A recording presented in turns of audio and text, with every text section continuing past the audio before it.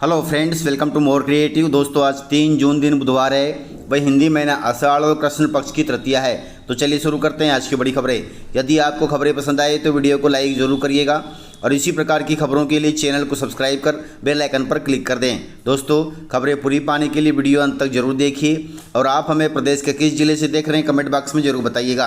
दोस्तों, इसी साल जुलाई से शुरू होगी मध्य प्रदेश में नई बसें। मध्य प्रदेश में जुलाई महीने से मुख्यमंत्री सुगम परिवहन सेवा शुरू होने जा रही है। इसमें पहले चरण में इंदौर से इस सर्विस की शुरुआत होगी, जिसमें 300 बसें चलाई जाएंगी। 3 कैटेगरी में इन बसों का संचालन होगा। ये सभी बसें प्रदेश के ग्रामीण क्षेत्रों तक आवागमन को सुनिश्चित करेंगी। कुल मिलाकर प्रदेश के ग्रामीण लोगों को भी इन सरकारी बसों में बैठने का आनंद मिलेगा।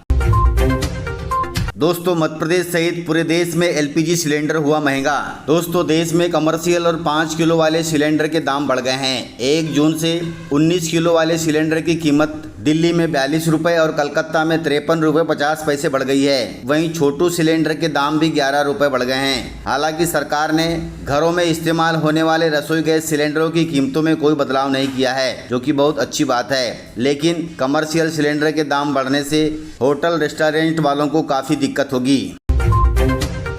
गाइस, मानसून को लेकर बड़ा अपडेट आया है। 4 जून को मानसून पहुंच जाएगा केरल। दोस्तों, मानसून 4 जून को केरलम के तट पर पहुंच सकता है। मौसम विभाग ने यह जानकारी मंगलवार को दी है। पिछले अनुमान में इसके 26 अप्रैल को केरलम पहुंचने का अनुमान था, लेकिन अब यह अनुमान गलत हो गया है। इस बार 4 जून को मानसून केरल तट पर पहुंच सकता है। आमतौर पर मानसून 1 जून के आसपास केरल पहुंचता है और अगले 1.5 महीने में पूरे देश को कवर कर लेता है। लेकिन 4 जून को मानसून के पहुंचने के बाद अगले 1.5 महीने में पूरे देश को कवर कर लेगा।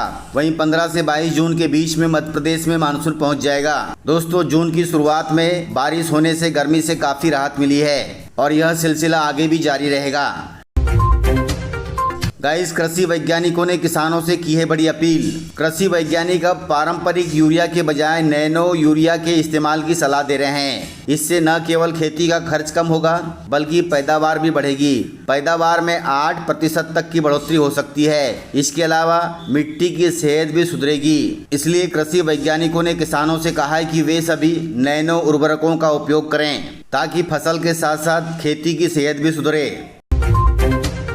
दोस्तों, मध्य प्रदेश में अब मुफ्त में होंगी रजिस्ट्रियां। दोस्तों, मुख्यमंत्री मोहन यादव की अध्यक्षता में 2 जून को कैबिनेट बैठक हुई थी। इस बैठक में सरकार ने बड़ा कदम उठाया है। कदम के तहत ग्रामीण और शहरी क्षेत्रों में रहने वाले जमीन और मकान के मालिकों को सरकार ने बड़ी राहत देने का फैसला लिया है।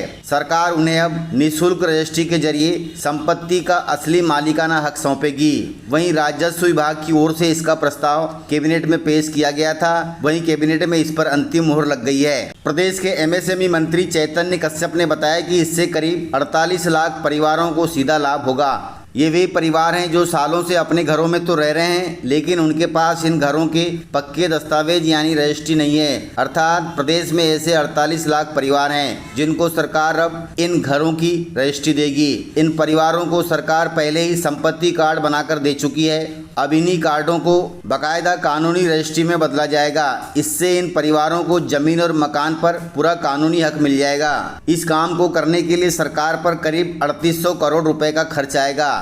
निःशुल्क रजिस्ट्री होने से गरीब परिवारों को स्टाम्प ड्यूटी और रजिस्ट्रेशन फीस से बड़ी राहत मिलेगी और ये लोग अपनी जमीन पर लोन भी ले सकते हैं। इसके अलावा सरकारी सुविधाओं का लाभ भी उठा सकते हैं। आमतौर पर रजिस्ट्री कराने में लाखों रुपए खर्च होते हैं और यह खर्च गरीब परिवारों के लिए बड़ी रुकावट बनता है। अब सरकार यह पूरा खर्च उठाएगी, जो कि बहुत अच्छी बात है।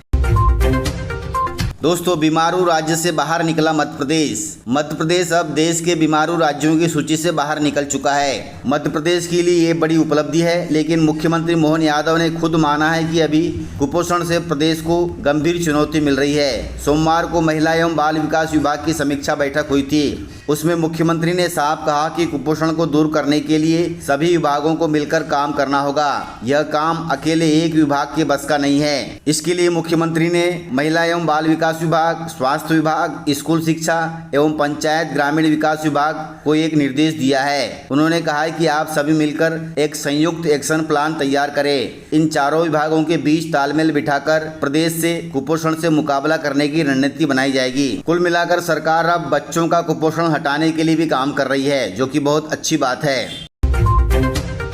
दोस्तों मध्य प्रदेश बोर्ड की सप्लीमेंट्री एग्जाम रिजल्ट पर आया है बड़ा अपडेट। माध्यमिक शिक्षा मंडल मध्य प्रदेश द्वारा आयोजित कक्षा 10वीं और 12वीं की द्वितीय बोर्ड परीक्षाओं में शामिल हुए विद्यार्थियों को अब अपने परिणाम का इंतजार है। परीक्षा समाप्त होने के बाद छात्र अगली कक्षा में प्रवेश और शैक्षणिक तैयारियों को लेकर रिजल्ट जारी होने की राह देख रहे हैं। आपको बता दें कि इस वर्ष कक्षा 10वीं की द्वितीय बोर्ड परीक्षा का आयोजन 7 मई से 19 मई 2026 तक किया गया था। वहीं कक्षा 12वीं की सेकेंड बोर्ड परीक्षा का आयोजन 7 मई से 25 मई तक किया गया था। हालांकि माध्यमिक शिक्षा मंडल की ओर से अभी तक परिणाम घोषित करने की कोई आधिकारिक तिथि जारी नहीं की गई है, लेकिन पिछले वर्षों के अनुमान से अंदाज लगाया जा रहा है कि जून माह के अंत तक 10वीं और 12वीं के सप्लीमेंट्री बोर्ड के रिजल्ट आ सकते हैं। इसलिए आपको अभी भी कम से कम 25 दिनों तक इंतजार करना होगा। गाइस, मध्य प्रदेश में कोयले से बनेगी अब गैस। दोस्तों मध्य प्रदेश सरकार अब कोयले से गैस बनाने की दिशा में कदम बढ़ा रही है। इस नीति को कोल गैसिफिकेशन कहते हैं। इसके तहत कोयले को सीधे जलाने की बजाय उससे औद्योगिक गैस तैयार की जाएगी। इस गैस का इस्तेमाल बिजली उत्पादन में, उर्वरक में और ऊर्जा के अन्य रूपों में किया जाएगा। ऊर्जा विभाग के अपर मुख्य सचिव नीरज मंडलोई ने इस योजना की जानकारी दी है। उन्होंने बताया कि MPIDC यानी मध्य प्रदेश औद्योगिक विकास निगम को इस काम की नोडल एजेंसी बनाया गया है। अन्य राज्यों में चल रहे कोल गैसिफिकेशन के अध्ययन के बाद मध्य प्रदेश के लिए एक ठोस नीति तैयार की जाएगी ताकि प्रदेश में कोयला से गैस बनाया जा सके। वहीं आपको बता दें कि केंद्र सरकार ने 100 मिलियन टन कोयले के गैसिफिकेशन का लक्ष्य रखा है। इसके लिए 37,500 करोड़ रुपए की प्रोत्साहन योजना भी पहले से ही मंजूर की जा चुकी है। यदि मध्य प्रदेश कोयले से गैस बनाता है तो इस राशि का फायदा मध्य प्रदेश को मिल सकता है, क्योंकि मध्य प्रदेश के पास अथाह कोयले का भंडार है।